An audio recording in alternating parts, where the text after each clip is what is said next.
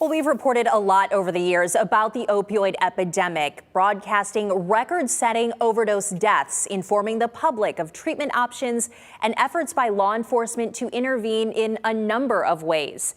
Tonight, we're working to beat the stigma associated with addiction. Amanda Fay shares one local man's story he says he's not ashamed by, as he encourages others to make the choice to break free.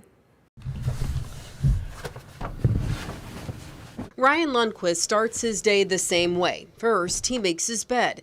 It's something he learned in treatment that sets him up for accomplishment.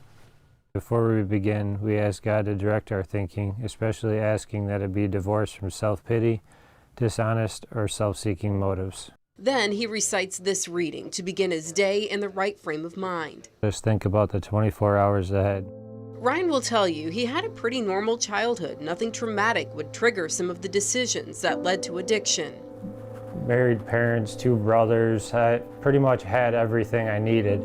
He says he started drinking alcohol in middle school to be cool and fit in. In high school, he moved to smoking pot. Kept moving drug to drug until I found opiates. And that's the one that kind of snatched me and grabbed a hold of me. First with pills, then eventually heroin, which would control his life for nearly 6 years. And I couldn't really live without it or function without it. I'd have to do it just to go to work or just to do normal everyday functions. Ryan says he was depressed, felt like he wasn't good enough. His family noticed the changes with him and tried to get him help, but Ryan says he wasn't ready. But then he hit rock bottom. I lost pretty much everything. My family wouldn't talk to me.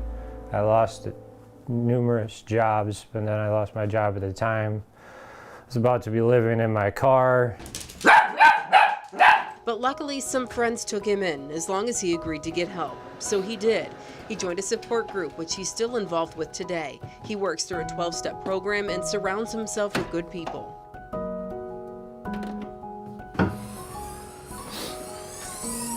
He now works as a mechanic, which led to a love for cars. He's been sober 5 years. I've gotten back pretty much everything that I had before, plus a lot more. Like, life is so different now. I can just live on a day-to-day basis and actually be happy and be happy with myself. Ryan even got married last year and is a proud dog dad. He says he's not ashamed of his past. It's made him who he is. But he just wants people to know that addiction doesn't discriminate. It can grab anyone. But he's proof you can also get clean if you want to. He says you have to want it for yourself. I tried to do it numerous times for other people, and I could never do it until I actually did it for myself. Ryan says help is available. He says it starts with talking about it.